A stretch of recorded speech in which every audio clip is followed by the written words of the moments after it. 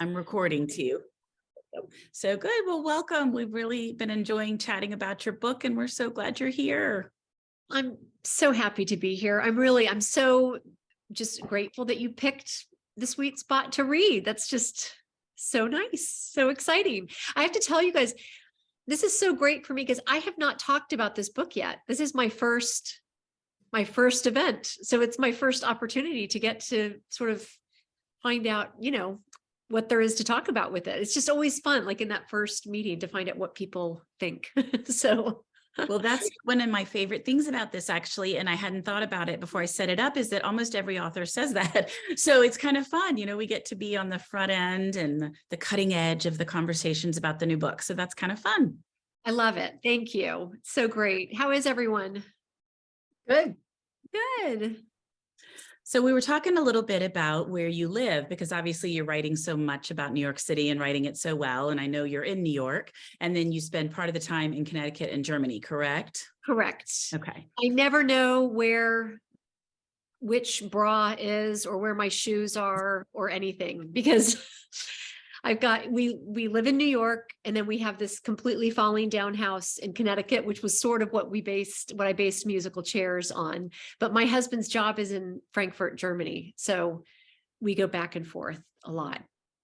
Yeah, it's fun. It's just, it's just a little bit, I think I'm getting too old for this, actually. We were all talking about a couple of us were talking about your video you posted today that you had done in Washington Square Park. Yes. Yeah. Have you guys read Grant at all? Grant Ginder? A little bit. So he's so funny. And I asked him if he would sort of do this little cameo in it. He's the one whose book, The People We Hate at the Wedding, was just turned into an Amazon movie. I don't know if any of you guys saw that one, but with who was in that?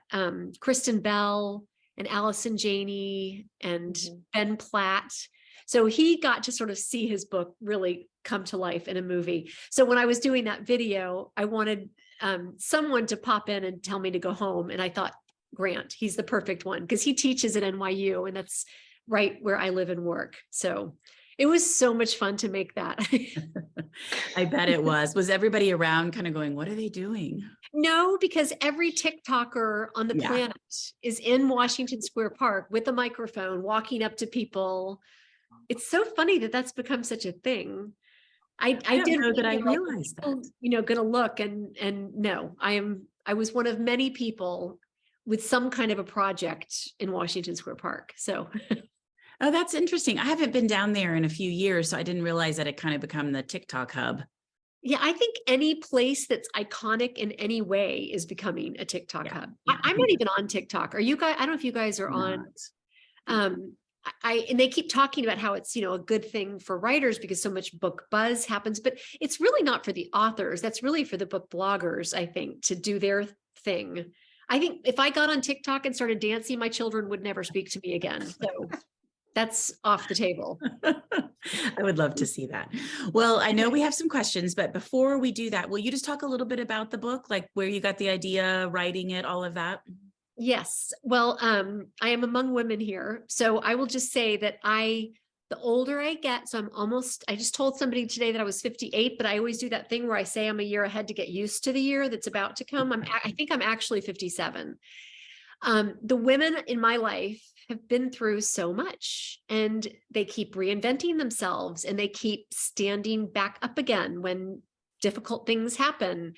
And I had quite a few friends at the same time who had, well, I'll tell you this first. I live in like an NYU dorm. It's really like it's a faculty dorm. It's a little kooky. I know everybody in the building because they're all professors.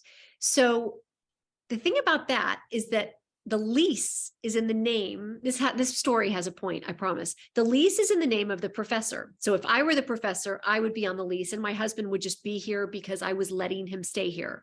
In our case, it's the other way around. My husband's on the lease, and I'm just really a guest in this apartment, which is weird. That was really weird for me.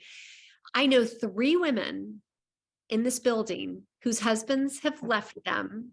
They had to move out, and the new woman moved in, partly because, New York City real estate is so expensive that these apartments are, quite nice, and they're fully subsidized by NYU. So the professors don't want to give up their apartments. And I had been so horrified seeing these women kind of get moved out of the building and then these new women getting moved in. Sometimes they have children. So the children just see their mom leave and this new woman move in. And to me, it's just so weird. And it makes me really mad. So I started I don't know, I hit my mid 50s and I'm just sort of full of rage. I don't know where, that's sort of one of the places where it's coming from. So I just started thinking, and I had another friend whose husband had, this stays in our little circle here, twins at 70 years old. He left my friend and then went off with this other woman and they have twins and he's 70. So I just started thinking I wanted at least one character in this book who was as angry as I have just, I don't know, been feeling lately about, I just think some certain things are tough for women and kind of, I don't know, easy. I'm not a man hater or anything. I might have a great husband, but I just think men are very entitled. And I think women are often put in a position where they have to sort of start over for whatever reason, because you're an empty nester, because you lost your job. Like, I think women start over a lot and I think we're good at it. So the book really started with Melinda. She was really the thing. She's the character that I love the most in the book. I had the most fun writing her. And it's not that I take Melinda's, I know there's humor with her. I don't take it lightly, but I find for myself, if I can't find the humor in things that are painful, it's then, that's life just becomes very hard for me. I really like to try to find a little bit of humor in difficult situations. So, so that's kind of where the book started. I knew I wanted to do a Greenwich Village story. I knew that also. And then I just liked this idea of having these women who are very, who have sort of every reason to hate each other and who are not the same age. I wanted to get, these women 20s, Melinda, probably late 50s. And, I just wanted I wanted the range. So, yeah. That was something a number of people commented on, was how much we liked the intergenerational dynamics, from a baby all the way up to somebody, a lot older, a grandparent, an older person. It was really nice to have all those different characters and different ages. Yeah. Yeah. And that's, so Evelyn was important to me too, because I really wanted her to start over again. I wanted her to get a chance to sort of start a new life, make a new friend, and find some enthusiasm again. Change is hard. I think change is so hard, but I do think sometimes it can be invigorating and exciting. And as hard as it is, I think it can be good for us sometimes. Oh, absolutely. It sometimes just takes a little while to become comfortable with that. The getting the change started is the hard part, but I think most of the time, once you get going, you're so glad you did it.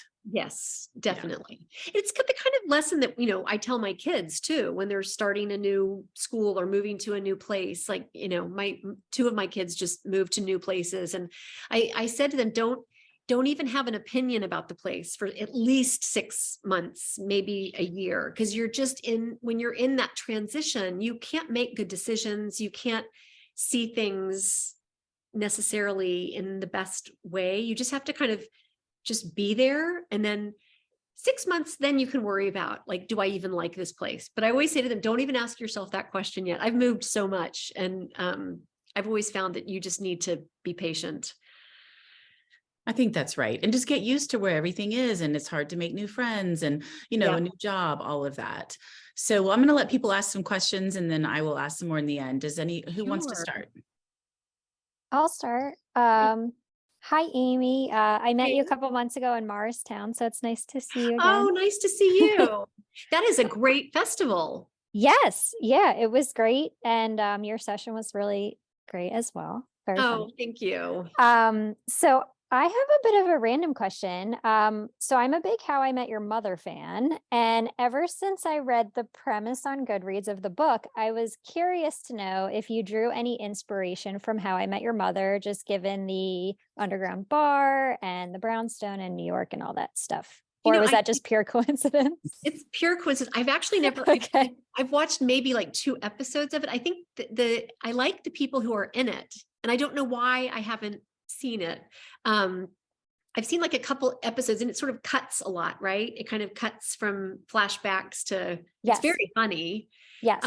But now that you've said that, I'm going to queue it up. I wonder if it's on Netflix or what it's on. Yeah, I What's will the find guy's out and let name? you know. I I like think him it's on so. Netflix because my middle daughter just finished watching it. So I'm pretty sure it's on Netflix. I'll ask her. I'm blanking on the actor's name. The Josh two, Radner. which one? Josh Radner, the main character. Are you talking about like Allison Hannigan? Yes. Yeah. And the other guy, or am I thinking of a totally different show? Neil Patrick Harris. Yeah. Yes. Okay. Yeah, Neil Yes. Patrick. Sorry, you're right. I should have said him. Yes. Yeah. I love him. Love him. He's great. Yeah. But I'll queue that up on Netflix for sure. I love an underground bar. They're all over the place here, and I just love them. Thank you. Sure.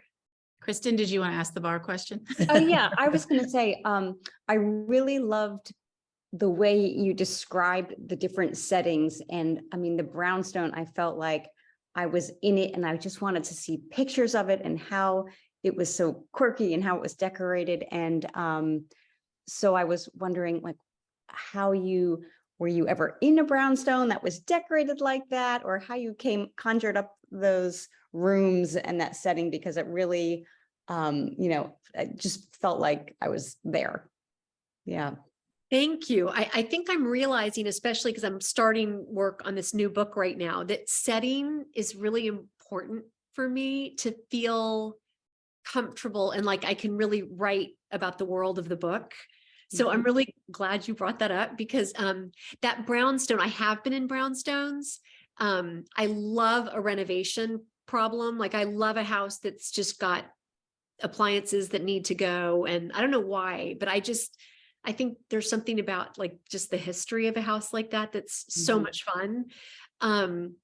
So I also felt like, especially when I was really in the depth of the editing process at the very end, when you just get so consumed with the book, I literally felt like I was in that space. I really did. And the problem I'm having with my new book is I haven't quite wrapped my head around it's 2 homes. And I think I really need to almost drop a picture or something for myself, or look through home magazines or something, just to get a really stronger sense of what the place is. It's just a fantasy to live in a brownstone like that for me. It's such an out of reach fantasy. Those brownstones, probably like a renovated one, they're probably $18 million or something. Yeah. not even kidding. Unrenovated, they're, around 10. It's just insane. And they're very vertical. So you have to want to deal with a lot of stairs. But the ones that have been renovated are just so beautiful. And the ones that aren't renovated, I think, are just as appealing, if not more so. So I love that house and I love this neighborhood. I really do. The video that I did was kind of a joke because people actually are friendly around here, but I sort of wanted to show that contrast, and people are not always friendly around here. So it's just, it's a neighborhood like any other in a lot of ways. Yeah. But yeah, I really wish we could just all go take a tour of the house. Well, I agreed with Kristen that it was very almost cinematic. Like I could just visualize it after you were writing about it. And I thought it would make such a good show. It'd be great on the screen with that setting. Wouldn't that be fun? And seeing Grant's book made into a movie, I know that book so well, and sort of to see the way they interpreted certain things, I think that must be an unbelievably satisfying thing to get to experience, to see your own words turned into a movie. But no news on that front. I wish there were. Well, there's lots of time. It definitely seems like with all of these streaming services and everybody needing content, there's more and more of that. So fingers crossed. Fingers crossed. Exactly. What about inspiration for the bar? Like, was there a particular place that inspired you, or? I mean, it's just such a classic. I mean, I don't know if it's classic everywhere, but it is just such a classic New York City thing to have that kind of narrow bar, where, you know, and I love a bar, by the way. Like I don't love to go out to dinner by myself, but I'm very happy to go eat a meal at a bar by myself. I like sort of facing this way and having my book with me or whatever. I really enjoy that. So I feel at home in a bar. I guess I hope that doesn't make me sound, I'm actually doing dry January, so I'm not that out of control, but I really do. I wanted the contrast also of family life above and this kind of raucous bar below. I live on Bleecker Street, which, as I said, it's part of NYU. There are like 2 nights where you don't even want to go out, and it's the Santa Con, I think it's called, where if you dress up as sexy Mrs. Claus or Santa Claus or an elf or a sexy elf. I mean, there's always the women are always sort of expected to do like the sexy version of whatever that is. You drink free at these bars. So it is appalling. I mean, it is really, the next day you just have to watch your step when you're walking, because people get so out of control. And the other one is Halloween. And Halloween is the same. If you come in costume, you drink for free. So it gets really crazy. So I even felt when I moved to New York with 3 children from a suburb in Maryland. And it was such a strange shock to bring my kids here. It was so great in so many ways, and it was so hard in so many ways.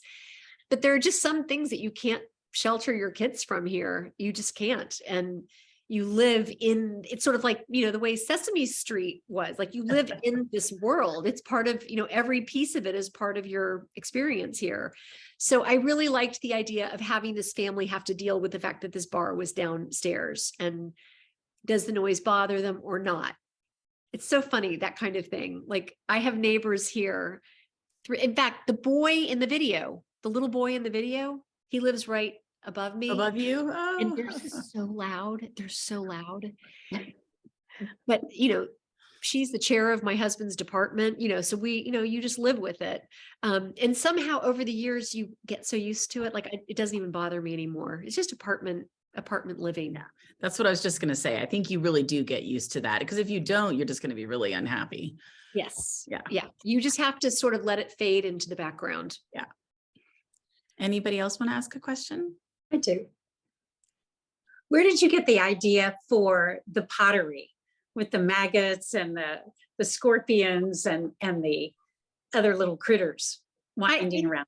It's so funny because I think that was sort of the same sort of thing. I like to put 2 things together that don't really go. It's sort of like the bar and the family, and the pretty porcelain with these grotesque slugs painted on them. I knew absolutely nothing about pottery when I started this thing. And a writer friend of mine, do you guys know Linda Cohen-Loigman? Yes. Matchmaker's Gift. She's a good friend and just the loveliest person. And we're sort of part of this little group. I don't know if you guys have ever seen, but we started Zooming together during COVID, because just as sort of a way of keeping in touch. And, you know, we all had books coming out in this vacuum that was the lockdown. So we sort of started Zooming every single Thursday night. And then, you know, we never stopped. So we still Zoom pretty much every Thursday night. There's 7 of us. And so we actually formed a little group. We're called the Thursday Authors because we Zoom on Thursdays. So I brought up at some point with the group, you know, I want her to be, I was like an artist. I don't want her to paint. I was just trying to think of what I wanted it to be, something that could be useful somehow. You just kind of try things on, you know, you just kind of think, what if she did this? What if she did that? And somehow I landed on pottery. And I said to my group, guys, like, I don't know anything about pottery. Like, how long does it take? Like, what do you do? Like, how does it? So Linda introduced me to 4 women, and we started a group chat, and I would just ask them the most random questions. And most of the time they took them really seriously, and they would, you know, answer like, you know, how many little vases could you make in an hour? And one woman would say, I think I could do 20. And the next woman would be like, I hate you. I could never do 20 vases in an hour. Usually every conversation ended with one of those little videos of Patrick Swayze and Demi Moore at the potter's wheel. Like, you know, They would always say to me, we just have to throw this in because it's what everybody thinks we do when we're sitting at the potter's wheel. Sexy scene from Ghost. Is that what it was called? Right. I think so. Yeah. Yeah. So they really gave me, so then I had to ask like how hard is it to make and how long would it take to paint these things? And I just liked that idea of having her do something that was pretty and that was skilled, but having it have like an edge to it. Because to me, that's also sort of reflective of New York somehow, you know, beautiful, but with this kind of gritty underside. You know, you turn the teapot lid over and there's something kind of grotesque underneath. And to me, that's so New York in a way. Michelle, did you have a question?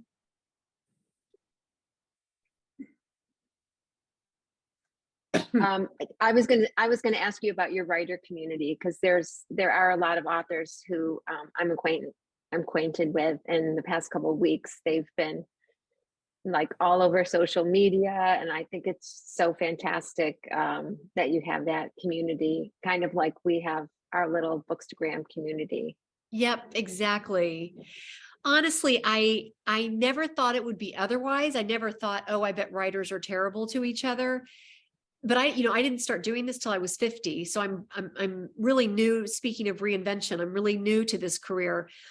I never thought writers wouldn't be nice, but I have been blown away at how generous, kind, giving all of these authors are, which is, it's as it should be. It doesn't take anything away from you to give something to somebody else. It doesn't work that way. And I think that's just that was another sort of angle that I wanted to explore, is that I think women are really good to each other, maybe not always, but most of the time. And I think we have something that I don't think men share that as much, really close. Like, I mean, I know, of course, a lot of men, I'm not trying to make generalizations here, but I just think the friendship thing, as you get older, I think that's not something that men enjoy or get to enjoy as much as we do. I feel closer to my friends now than I even did when I was 30 and running around chasing my kids. And it was all like the moms groups. And that was great too. And some of those women I'm still in touch with, but it really wasn't until I hit around 50 that I just found, wow, these are the people who keep me going. These are the people that I call when there's a problem, and that, I want to help out when they have a problem. It's the writing community is just amazing. I have to say they've been great. So giving. When you guys always do those fun videos and stuff on your pub days, I love seeing those. Whoever I interrupted, I'm sorry. No. That's what we started. Well, I mean, I think people have done that before, but that's what during the COVID lockdown, we really started doing these fun videos for each other because there was no party to have, so we started doing that instead. But it's Jamie Brenner, Fiona Davis, Linda Cohen Leugman. I'm sure you've read all of them. Susie Schnall, Nicola Harrison, and then Susie Leopold, who's a blogger, and me. And of course, we're not exclusive at all. That's why we started putting our Zooms on Facebook Live, because we just thought so many people said, wow, how did you guys what do you guys talk about? And what do we just talk about publishing and what's hard and where we get frustrated and writing, and where are you in the writing process? And that certain phases are just so much more difficult than others. And we help try to dig each other out of a hole if we're, stuck. So I'm very appreciative. I'm sure you guys all feel the same way. I had a question. I did want to ask about your writing process with so many different points of view. Like, how did you keep it all straight? Did you have a big timeline and you were trying to fit everything in? And how did that work? So it's so funny because, like Fiona and Jamie, I'm so in awe of them because they're such good outliners, and I think they're more disciplined than I am in terms of sort of setting good writing habits. Also, I'm a bit of a mess. I tend to be what I call a binge writer. I sort of think and think and think. And then when I'm finally ready to write, I just sort of so undisciplined. I just sort of sit in my bed with my back in the shape of a C with my laptop on my lap. And I just kind of get consumed by it. It's so funny because in college, I had a friend who would always say, she would start we would have a big research paper and she would start as soon as it was assigned. And I never did. And I don't feel like it was as much procrastination as I sort of need things to brew for a while. But then I would pull like 2 all-nighters. And then I would do well. And she'd say, it's not fair that you did well. I started 3 weeks ago. And I'm like, but if you added up the hours, I did just as many hours as you do. I just did them all at one time. I just think that's how my brain works somehow. So I'm really not somebody to emulate in terms of writing, although in a way for me, it's sort of like we were talking about with the brownstone.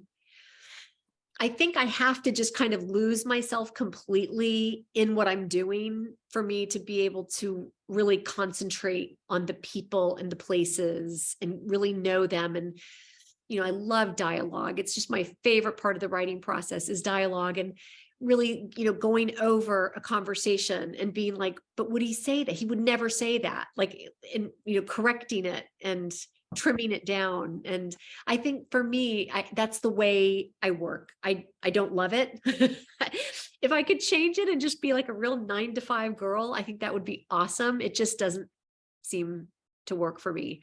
And I am horrifying in those. I mean, I don't shower. It's exactly like college. I'm telling you, it's exactly like I've gone back to college. I'm just kind of gross and I forget to walk the dog. And, my husband will leave for work and then he'll come back and I'm still in my pajamas and I'm in the same position. He's like, your back is going to get stuck that way, but it doesn't last forever. It's just when I'm in that one particular mode. I wish I could outline. I wish I could sort of say, this is what's going to happen at the end. I tend to, figure out the places, meet the people, figure out who they are, go back, correct all the stuff that they did or said that they would never have done or said now that I know who they are.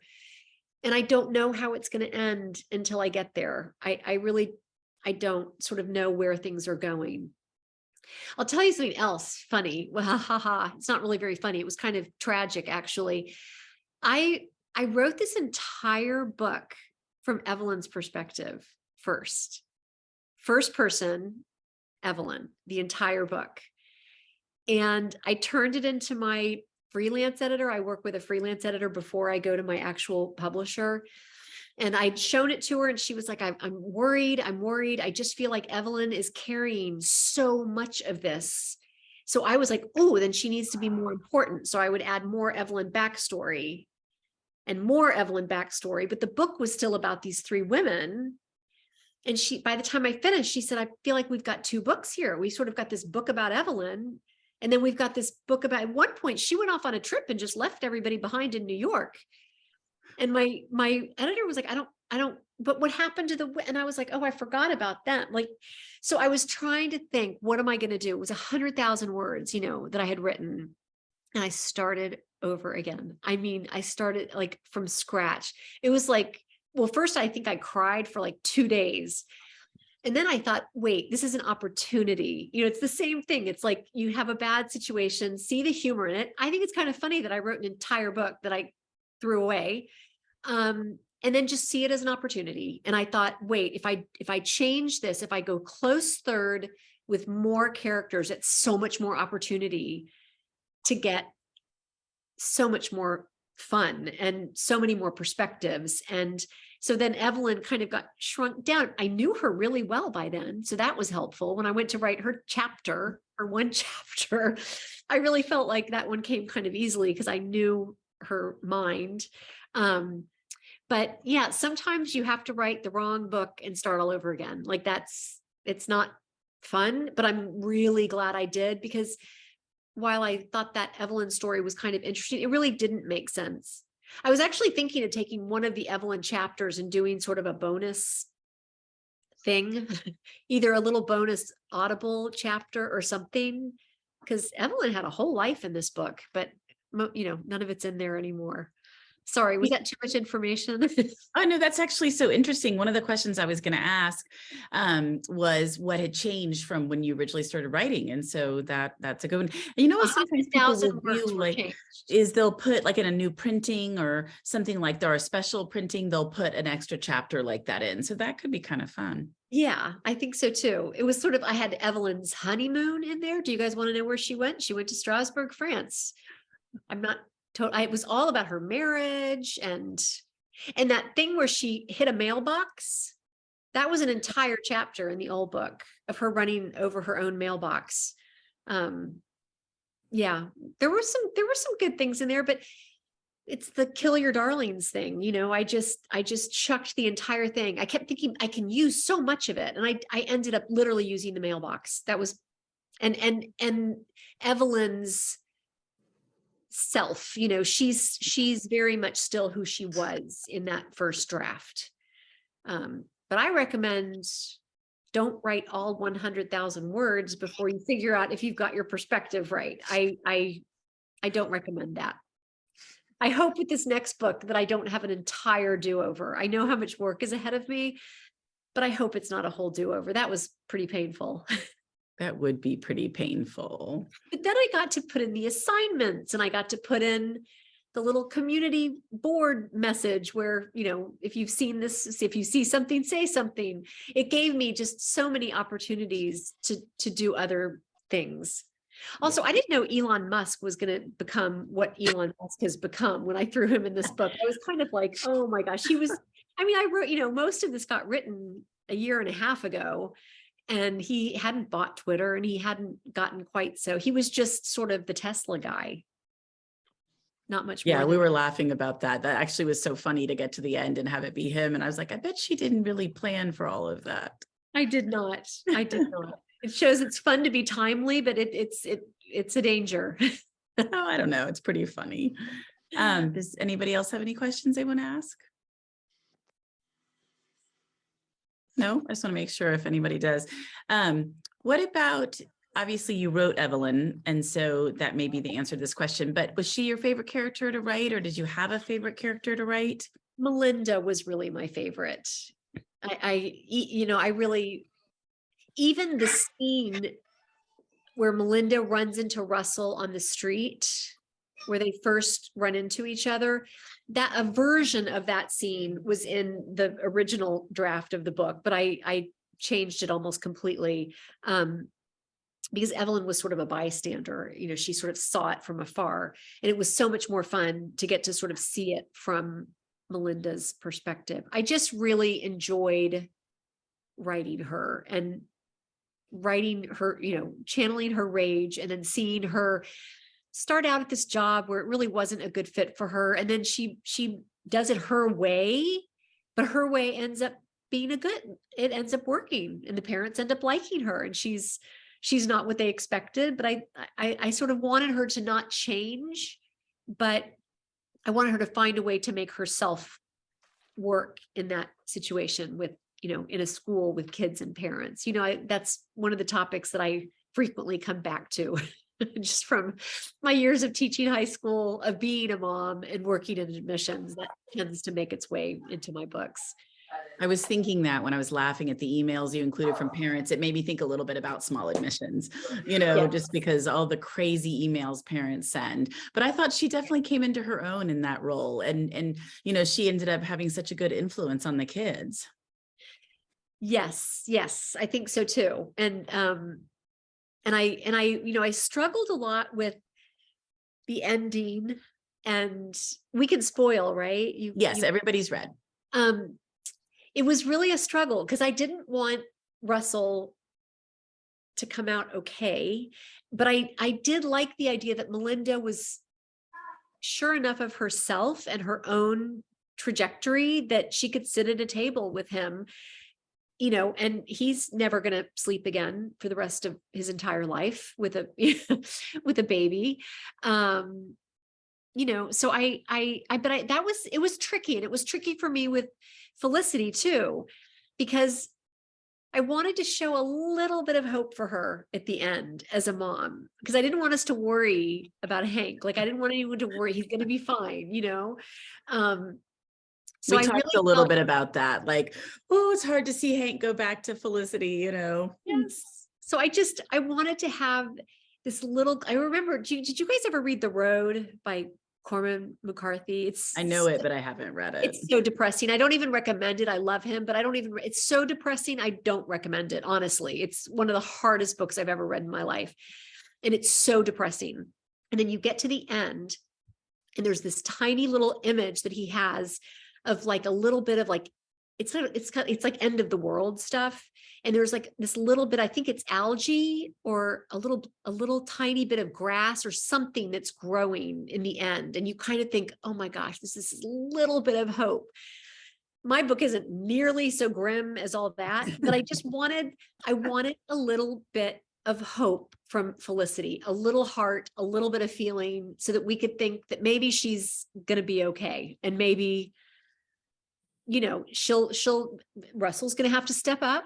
That's what he said. He's going to have to do it and he's going to have to be the dad, but that she's going to be okay too. So that's why I sort of struggled with that dinner party, but I wanted her to have just a little moment. So she bookends, you know, she's the first chapter and the last chapter. So when you were asking about like timeline or any of that, I like to set up some kind of structure for myself.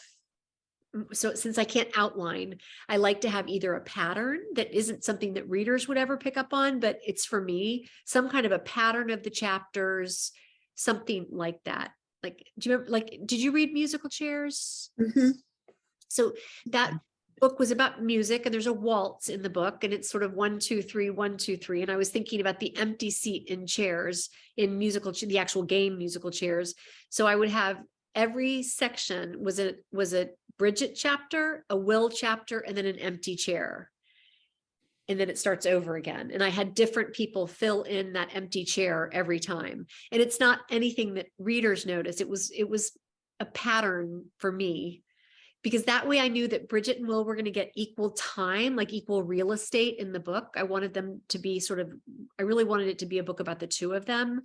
But everybody else had a chance to be seen and heard. So I sort of did something similar to that with not quite as structured as that with The Sweet Spot, but a little bit, where I wanted Felicity to bookend. I wanted the women to take the first section of the book. Then I wanted us to hear from everybody else in the middle. And then I wanted the main characters to end it with Felicity. So that's what I'm trying to think of for this next book that I'm working in. It's like that gives me more freedom. It's like if you're writing sonnets or something and you have this strict form that you have to follow, I kind of like to figure out what the form is for myself, since it's the second best thing to an outline, since I can't outline. Just can't. I try. Well, and back to Felicity and Hank, we also felt good because all of those other people had gotten so comfortable with Hank that we felt they were all going to stay in his life and they would kind of help Felicity as well. I think those children are not going to let Hank out of their life. Yeah. That was my feeling. Waverly is not going to let him go. Definitely. Well, what about humor? Because a number of us mentioned laughing out loud and how funny parts of the book were. Is the humor easy for you to write, hard for you to write? Why is it important to include humor in your story for you? Yeah, it's really important. When I hear that people feel joy and laugh when they're reading my books, there's just nothing that makes me, I feel like I've done my job then. As I was saying, I feel like I'm very happy to write about serious things, but I have to find whatever is humorous in life just for me to get through the day. I just think it's just important to me. I love to laugh. I don't find it easy to write humor. I really like to think about dialogue and timing. And so, for example, this is a silly thing, but it's one thing I've learned about writing humor. If somebody says something that's funny, you can't have another character laugh at it, or if you tell people this is funny, look, everyone in the book is laughing, so this is funny. It does something to me where I go, well, wasn't that funny or something? You know, have you ever read a book and two people are talking and one of them has just tears running down their face because they're laughing so hard? That just doesn't work for me. So the humor has to just be there because I'm not going to signal it. Like, I'm not going to show you that this person said this and this person laughed. So even with, there was one scene where Melinda and Dan are walking down the street and one of them says something funny. I can't remember which one. And I was like, I really want her to laugh here, but I was like, I can't have her laugh. So I think I had her try not to laugh or something. I think I did something that was to let her be amused by it. But I don't know what that is. I just, it's sort of a pet peeve of mine when I'm reading. Have any of you guys ever, is that something you've ever noticed before? I don't think I have, but I'm going to now be looking for it. Look for it. I just find it really interesting. So it's really hard. I am reading the second Andrew Sean Greer book right now. I read his first book, Less, which won the Pulitzer, and it's very funny. It's very poignant, very touching. I cried at the end, but I also laughed so much reading that book. And it was one of the few times that a book that's really a work of humor has won the Pulitzer. It was kind of rare, and it made me so happy because I thought it's hard, I think people think it, because it's fun, that it looks easy, but it's really not. Now I'm reading his second book, Less is Lost. And he's so clever. He's so clever. I think it's just, his books are hilarious. So I recommend him, Andrew Sean Greer. It's really good. Love books that are funny, and there aren't that many. So I'm always so happy when I do find one that tells a good story and you bond with the characters, but you're laughing as well. Yes, nothing better. Have you guys read, see if it's here somewhere. I thought it was right behind me. I don't know where I've put it. Oh, here it is. Have you guys heard of this book?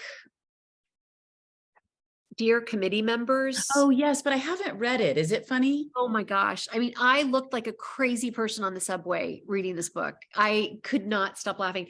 You have to know a little bit about whether it's your kids applying to college or anything that you've done where if you just have to understand the concept of letters of recommendation and the fact that professors write a lot of them. Speaking of form, she wrote this entire book it's a series of letters of recommendation. There's nothing else in here except letters of recommendation. Really? But by the time you get to the end, you know everything about the professor who's writing them all. You know everything about his life, his divorce, it's the department, the funding. It's so funny. And I actually went to hear Julie Schumacher, the author. I went to hear her speak, and she talked a lot about that she's also somebody who needs some kind of a form. If she just is looking at a blank page, she gets completely shut down and overwhelmed. She's like, what am I supposed to do with this, just all this freedom? So she's like, I like the constraints. So for me, it's like patterns. For her, it's form. I'm going to tell the story of this man, but I can only do letters of recommendation. That's hard. I mean, that would be really hard, I think. Now I want to read it. She really pulls it off. I mean, it's so short. You'll read this literally in a day. And I found it just laugh out loud funny. Okay, good. That reminds me, the thing that I thought was so darn funny was whichever kid had to write the assignment for Halloween and he ended up telling all sorts of personal stuff about his family or her family. I can't remember which child wrote it, but it was just so darn funny. Yeah, that's the kind of humor that I love, somebody just being inappropriate in that sort of way. Like when I wrote Small Admissions, I just wanted the main character, Kate, when she was interviewing children, she would often say stuff that she had no business saying to these students. She ends up talking to one of them about, her boyfriend and her breakup. And she kind of ends up getting schooled by this little fifth grader about her life. But that kind of thing I really enjoy because kids do that. I mean, I can't tell you how many kids, when I was interviewing, how many kids would say to me, okay, my mom said I shouldn't tell you this, but, what do you love to do when you're not in school? Well, my mom told me I shouldn't tell you this, but I just play video games all the time. I remember when my middle daughter was interviewing from middle school, and she had a first choice school she loved, and she had a second choice. And at the second choice, they said to her, which school do you like best? And I was like, who asked that? And she told them. I was like, oh. So, but I mean, you We were actually you don't told we're want to not tell them to allowed to ask lie. that question. Like we were not even allowed to ask, like, where Right. else are you applying? Or where Exactly. do you want to go? Because that's a setup. Yeah. That's But she's like, I didn't know what to do. So I told them, I was like, of course, I would never tell you to lie, No, but I just it's was not a like, fair question. I blame the admissions person completely. That is not a fair question. I was like, oh. So, Yeah. well, does anybody else have anything they want to ask before we wrap up? I was going to ask you a little bit about what was on your bedside table or what's up Yeah. soon for you. You've talked a little. Do you have any other books you want to talk about? And does anybody else have another question? Sure. I kind of didn't even finish that. No? Jump in any Yeah, time. please do. It's super casual, everybody. So this is a memoir that I just read kind of by accident. I met this woman at a party not too long ago, Bridget Davis, and she was so lovely. And I got the audiobook first because I just wanted to hear her voice, because I love listening to audiobooks that are memoirs, because how you almost 98% of the time you get the actual person telling you their life story. Like Michelle Obama's book I listened to, and it was just like, she's my new best friend. Like we You are feel so like you know close. them. Yeah. We're so close. Like she's telling me so much stuff about her life. Like, but this book was just really interesting because it's about her mom and her childhood in Detroit. It's full of history, some of which I knew, some of which I did not know. And it's just a fascinating story that her mom ran numbers in Detroit. So it's like the unofficial lottery in Detroit, and kept her family in, pretty like in a beautiful home. They had a lovely life. Society did everything they could to put a stop to it. But anyway, it's just really interesting. And I was learning so much that I decided to buy it because there were just certain passages that I wanted to read. Susie connected me with her, Susie Leopold, early on. She was one of my very first interviews. I think it was in my first 10. And I thought that book was really good. She was really interesting. And it all happened at their kitchen table. Like the kids all helped and participated. Yes. And so I just thought that was a fascinating story. But like you said, it kept them in a nice lifestyle. Yeah. And she was very interesting. I really liked that interview. It was a long time ago. I'm sure I would be like, oh, if I listened to it now, but I really liked her and I liked the book. So much history. It was just, and a lot of things where I felt like, I can't believe I didn't know that, so I felt sort of like I learned something reading that book. I read a really cute book called Good Eggs. If you like, really, if you enjoyed The Sweet Spot, I feel like it's sort of in that same genre. It's a family story. It's a grandmother, her son, and his daughter. So 3 generations of the Gogarty family. And each of those 3, they each make a pretty serious mistake. Like they do something that they really should not do. And then it's just sort of seeing how they each together and on their own make up for the mistakes that they've made. And it's very funny. The grandmother is hilarious. And the girl is pretty funny and very angsty and teenagery. And I really enjoyed it. So that's called Good Eggs by Rebecca Hardiman. And then I just read this, which is called Stay Up with Hugo Best. A little dark, but hilarious. The main character is like a stand-up comedian who worked for a late night TV show. And very soon after, she sort of makes her way up to like being an assistant writer. Like she's kind of working her way up from page, up. He steps down and the show's over. It's just over. And so it's the weekend after the show has ended and sort of what happens to her. And she ends up going to it's like Johnny Carson. So it's like Johnny Carson, and she's working for the show, and he invites her to his home in Connecticut, sort of on a lark. And she spends this long weekend at his house. And it's a little dark in moments, but it's also quite funny. Very sharp dialogue, like very clever. I really liked it. Do you enjoy reading while you're writing, or do you have to kind of put it aside? You don't mind doing that? it inspires me. Like I feel like I learn something every time, and I think, oh, I never thought that you could sort of describe something that way, or it's so no. I know some people, like I know a lot of people who like write mysteries and they choose to not read mysteries while they're writing that, like they'll read other things. But I just like to read it. It doesn't bother me. And I usually have one audiobook going and one book at the same time, or I end up doing what I did with Bridgette's, where I had the audio and the book. I don't know, when I go walking and stuff, I just love to listen to books. I do that too. And I kind of become the same way you do. I feel like I'm listening to a friend, especially if it's a memoir, because you really do feel like they're telling you their story. I mean, they are, but you feel like, oh, I almost know them, Cute kitty. Very cute.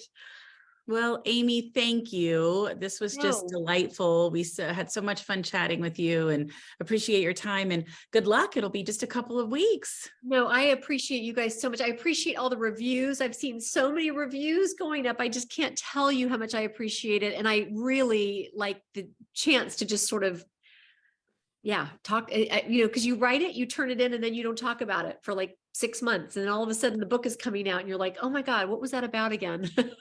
And I just, I didn't make it last night, but Anne Bogle had her like winter preview, and your book is on there. Oh, I didn't know if you saw that. I just printed out the list today. I haven't watched her yet, but I was like, oh, so happy to see your book on there. So I wanted to make sure you knew that. She's lovely. That is so nice. Please stay in touch with me. I'm coming to Dallas, actually. Oh, you are? Yeah.